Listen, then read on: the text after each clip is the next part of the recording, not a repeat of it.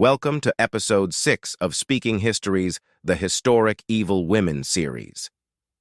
In this episode, we explore the sinister tale of Empress Dowager Cixi of China, a woman who climbed from the position of a concubine to become one of the most powerful and feared rulers in Chinese history.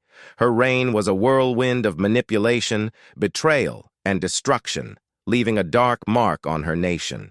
Stay tuned as we unravel the shocking story of her life and her ruthless pursuit of power. The mob's fury. The king shouted at the enraged mob in response, "Looters! She is not in the palace. She has left." But upon hearing this, the fury of the rebellious crowd only intensified. They began preparing to set the palace ablaze. Reliable sources had informed them that the immoral woman responsible for the catastrophic turn of events was, in fact, still in the palace, sipping coffee in a cellar. The terrifying demeanor of the crowd indicated that Judgment Day would be today. All accounts would be settled, and there would be no delay in fulfilling the people's demands. The early life of Maria Dolores, Eliza Rosanna, Gilbert, Maria Dolores, Eliza Rosanna Gilbert, was born in 1818 in Limerick, Ireland. Her father was an officer in the British Army that had occupied India, so infant Maria and her family moved to Calcutta that same year. It was here that young Maria began learning horse riding, spear fighting, the Hindi language, and several other dialects. She was only 6 years old when her father passed away, and her mother wasted no time remarrying. Maria received her early education and training from her stepfather, Major John Cranky, who took an interest in teaching her mathematics, Latin, Greek, Portuguese, and his own native language. Being an intelligent and charming girl, Maria often found herself at odds with her mother, which led Mrs. John to send her to Montrose, Scotland, near her family, to continue her education. At just 12 years old, Maria lost her step-grandfather to a heart attack and subsequently moved to London to live with the family of Major General Sir Jasper Nichols. Mrs. Nichols, the mother of 2 daughters, was particularly pleased with Maria's ability to speak Hindi, wear saris, and her extraordinary beauty. During her year-long stay in Paris, when the Nichols family tried to further the education of their daughters and Maria, she noticed that many of her classmates, and even the convent school nuns, mistook her for being Spanish. Embracing this, she began calling herself Lola, a crude abbreviation of Dolores, part of her name, Lola Montez's rebellion against convention. Sometime later, 15-year-old Lola received word from her mother that she was to be married to a 60-year-old lord, Sir Abraham Lumley. Lola vehemently protested, but her mother came to London to fetch her, accompanied by a 27-year-old First Lieutenant, Thomas James, who had attached himself to the influential and older Mrs. John in hopes of advancing his career. When young Lola and the handsome officer laid eyes on each other, sparks flew, smiles blossomed on their lips, and soon their union was set in stone. At the first opportunity, their lips conveyed their emotions, and they set out to find a corner of the world where no one could intrude on their colorful world of love. They married and lived in England for a while before moving to India. However, within a few years, their love turned into hatred, ultimately leading to divorce. Lola returned to England and decided to become an actress. When leaving India, her stepfather had given her £1,000, which she used to pursue this new endeavor. She commissioned a large number of expensive costumes and began learning acting. But it didn't take long for her to realize that she lacked the qualities needed to excel in this field. Determined, she decided to learn dance instead and went to Madrid for this purpose. While training in dance, she also started observing the behaviors and manners of respectable women in high society, aiming to mold herself in their image. However, she failed to understand that she was adopting the ways and demeanor of courtesans. The rise of Lola Montez. A few months after returning to Britain, she began calling herself Lola Montez and made herself known through her friends as a distinguished dancer from Spain. Soon, she got an opportunity to perform at a famous theater, as critics of the art of dance were captivated by her extraordinary and quintessentially Spanish charm and beauty. When she appeared on stage dressed in red and black, she looked breathtaking. Then she delivered a stunning performance with a highly sensual dance known as the spider dance, which involved spontaneous and balanced movements that gave the impression she was searching her body for a spider. The spider dance. When Lola performed this suggestive dance in a crude and vulgar manner, the audience felt chills run down their spines. She continued her provocative display, but instead of applause, the audience began to jeer and hurl sarcastic remarks. The situation worsened when someone announced at the end of her performance that she was not Lola Montez, but Maria, who had eloped with James. After this public humiliation, she stayed out of the limelight for a while, learned a bit more about dancing, and resumed performing in second-rate theaters. However, when she couldn't find success in England, she gathered enough money for a one-way ticket to Brussels and later made her way to Dresden in early 1844. Lola and Franz Liszt. In Dresden, she caught the attention of the famous pianist Franz Liszt and became a part of his life, sharing passionate nights with him. Their relationship was widely gossiped about in the city, but they were indifferent to the chatter. Liszt even wrote a poem for her, expressing his deep affection. However, Lola's mercurial temperament soon wearied Liszt, and he began to distance himself. At one significant event, Liszt attended alone, but shortly after, Lola arrived on horseback, disrupting the gathering by spilling fruits and food and performing an indecently provocative dance. The next day, Liszt left her sleeping, locked the room from outside, and paid the landlord a substantial amount to cover any potential damage she might cause in her fury. This marked the end of their tumultuous affair. Scandals in Paris. From Dresden, Lola moved to Paris, where she resumed performing highly erotic and indecent dances. Audience members mocked her semi-nude performances, prompting her to become even more provocative in anger. In one performance, she stripped off her clothes and undergarments, throwing them at the spectators. Despite the scandal, humiliation, and ridicule that followed her everywhere, her admirers continued to grow. Some reached her bedroom, while others remained lost along the way. One influential admirer of her immense beauty and passionate allure was Alexandre-Henri Dujarier, a prominent French journalist, writer, and owner of a respected newspaper. Their first dinner together quickly led to a shared bed. Lola's wild sensuality enslaved him, and he, in turn, provided her with financial and social protection. She saw Henri as a ladder to fame and wealth. Through Henri, Lola met literary giants like Alexandre Dumas, Victor Hugo, and Balzac.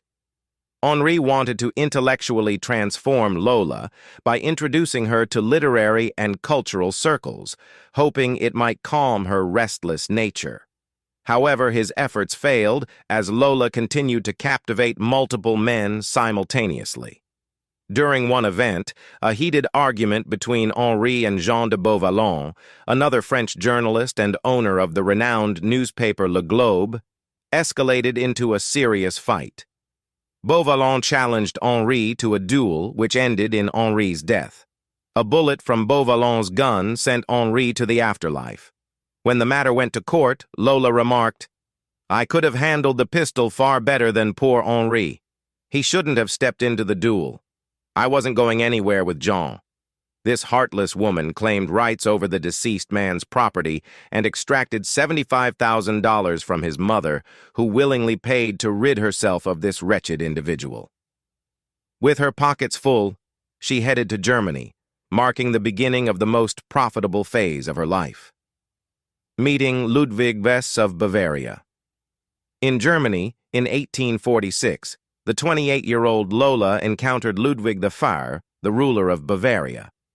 How did she get there? That's an interesting story. She approached the National Theater, boasting of her dance skills. However, Most critics and spectators rejected her performance, dismissing it despite all the provocations. Outraged, she stormed out with such fury that it seemed she would return with an army to wreak havoc. But wreak havoc she did, without an army. Knowing that Ludwig was not only a patron of arts and literature but also an admirer of women, she decided to meet him, captivating the king. When she arrived to see Ludwig, she was asked to wait in the lounge. After a long delay with no summons, she forcefully attempted to enter the king's room. The guards tried to stop her, but she managed to slip through with torn clothing and burst into Ludwig's chamber. Taken aback, the king gazed at this sudden, stunning apparition, but what happened next was extraordinary. Lola stripped herself entirely in front of him, using the unmatched allure of her beauty to captivate the king. Her flawless, silken body with its curves and contours overwhelmed Ludwig, a notorious womanizer who surrendered to her charm. Lola emerged victorious. 2 days later, she was performing at the National Theater in Ludwig's presence. Her act, as always, was less about dance and more about evoking sensual and provocative excitement through her crude moves. Despite the king's presence, the audience expressed their disapproval with sarcastic remarks, mocking comments, and uproar. The next day, the disgraceful show was repeated, but this time Ludwig brought secret police and guards to ensure no interruptions. Yet the audience reacted the same way. Fearing that Lola's performances might disgrace the National Theater across Europe, Ludwig paid her a handsome sum, far exceeding her expectations, and made it clear that such shows could not be repeated there. Lola didn't mind, because Ludwig himself was now her priority. Through him, she could achieve wealth, fame, and power. As for her infamous spider dance, she now reserved it for Ludwig's bedroom, earning admiration rather than scorn. Ludwig introduced her as a special guest and lovingly called her Lolita. He wrote poems for her and recited them to his ministers, while the queen retreated to a separate part of the palace. Over the next 2 years, Ludwig was completely captivated by this lowly dancer, following her every command. Lola was granted the titles of Countess of Landsfeld and Baroness Rosenthal. Ludwig, known for his thriftiness and even miserliness, owned a library filled with old books and wore worn-out clothes. But for Lola, he provided a palace adorned with rare artwork and all the luxuries of royal life. Expensive jewelry, lavish outfits, and hefty financial allowances were just a part of what he gave her, showcasing how far he was willing to go for this courtesan. The infamous reign of Lola Montez. From the spider dance to state affairs, Lola's audacity knew no bounds. Despite enjoying all the luxuries of the world, she began meddling in state matters. She insulted the prime minister, assaulted the head of palace security, and even humiliated Ludwig himself at times, yet no one could challenge her. She rode around in her grand carriage, and if anyone crossed her path, she mercilessly lashed them with her whip. People were terrified of her, including Ludwig, who couldn't dare oppose her suggestions. No other woman had ever satisfied his desires with Lola's intensity. The pleasure and ecstasy he experienced with her were unparalleled, making life without her unthinkable. Thus, he reluctantly complied with her demands. Eventually, she became accustomed to dictating state policies, forming a Lola ministry filled with her favorites. This sparked widespread outrage, as people found it shameful and intolerable that a courtesan wielded such influence over the king. The Lola ministry and public outrage. The former ministers mockingly referred to the Lola ministry as Lola's dance party, garnering public support.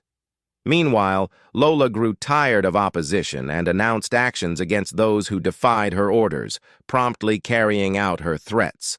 The boiling lava of public anger and hatred was unpredictable, but Ludwig's 2 years of indulgence came to an abrupt end when the 28-year-old seductive Lola Montez committed a vile act that incited fury and unleashed a volcanic eruption of rebellion. It was a resistance so powerful that nothing could stand in its way. Escalation and public backlash. To preserve her allure, the source of her wealth, fame, and influence, Lola maintained a strict fitness regimen. One day, while jogging in the garden, she collided with a university professor. Enraged, she unleashed her vicious dog on him. The professor, torn and bloodied, returned to the university, sparking outrage among the students. They launched a campaign against Lola, but instead of resolving the issue, the king, acting like a puppet at Lola's command, fired the injured professor. This further enraged the students, who organized a protest march to the palace. In an attempt to flaunt her power, Lola came to the balcony, casually drinking wine. Protesters responded by pelting stones. Lola called in the military, forcing the students to disperse. However, the students vowed to continue their movement.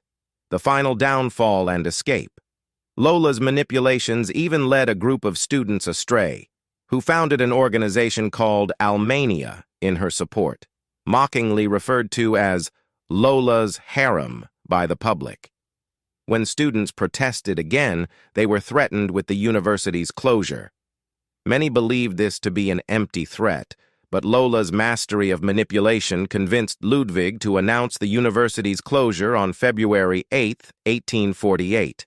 The announcement triggered widespread outrage, bringing not only students but also commoners to the streets. Violence escalated, resulting in clashes with the military and several fatalities, deepening the crisis. Faced with uncontrollable turmoil, Ludwig I ordered Lola to leave the palace, the city, and the country. Once the public calmed down, signs were put up indicating that the cursed figure tormenting the kingdom had left. However, Lola secretly remained in the palace, continuing her influence. When some people spotted her despite the secrecy, their old fury reignited. A massive crowd besieged the palace, and even the military couldn't stop them. The king attempted to placate the mob, shouting, "Thieves! She is not in the palace. She has left." But this only escalated their anger, and they began preparing to burn down the palace. Meanwhile, Lola was calmly sipping coffee in the basement, confident in Ludwig's lies and the military's strength. Unaware of the unstoppable tide of rebellion, she was finally informed of the dire situation and fled immediately, eventually finding refuge in London. Ludwig I abdicated in favor of his son, and the people breathed a sigh of relief. In London, Lola spun a new web and married George T. Heald, a wealthy young man 10 years her junior. Meanwhile, Ludwig continued to send her love letters, poems, and expensive jewelry. During her honeymoon with George in Scotland in 1849, a magistrate summoned her to court, demanding an explanation for having two husbands simultaneously. George's sister had discovered that her previous husband, Thomas James, had never finalized their divorce. To avoid legal trouble, Lola fled to Boulogne with George and then to Paris, where she squandered his wealth on clothing, jewelry, and perfumes. During a trip to Barcelona, a fierce argument broke out, reportedly because George ran out of money. In a fit of rage, Lola attacked him with a knife she always carried, leaving deep wounds on his face, chest, and arms. Heartbroken, George returned to London, where he tragically died in a boating accident a year later. This incident turned public opinion against Lola, who became widely despised and shunned. Even her former admirers in France and England began to distance themselves. Her infamous spider dance could no longer draw crowds, and she decided to return to her past pursuits, performing in theaters across America, Australia, and France. While she initially impressed some, her old behaviors, marked by greed and promiscuity, soon alienated audiences. By the time she turned 40, Lola had exhausted all her means of livelihood. In 1858, she underwent a dramatic transformation, final years and her death. In the final 3 years of her life, she made earnest efforts to change herself, but her sinful past refused to let her go. Dressed simply and appearing modest, she looked much older than her 40 years. However, her American acquaintances could not forget the old Lola. One account suggests that while staying with a friend in America, her host took all her savings and abandoned her at the gates of an orphanage while she was ill, leaving her to die as a beggar. According to Don Bisuda, she suffered a stroke in 1861, passing away 10 days later. She was buried in Greenwood Cemetery with only a handful of mourners in attendance. Such was the end of this morally corrupt, reckless, sexually troubled, ruthless, selfish, and power-hungry woman who wandered from one country to another, captivating and enslaving a ruler through her charm, only to strip him of his power. Her entire life was encapsulated in a single sentence by Dumas, who truthfully remarked, "To anyone who desires to love her, she is nothing less than a serpent." And that concludes the riveting story of Lola Montez, a woman whose ambition knew no bounds but ultimately led to her downfall. Her life serves as a reminder of the power of charm and the consequences of its misuse. If you enjoyed this episode of the Historic Evil Women series, don't forget to give it a thumbs up. Share it with history enthusiasts and subscribe to Speaking History for more fascinating tales from the past. Let us know your thoughts in the comments below,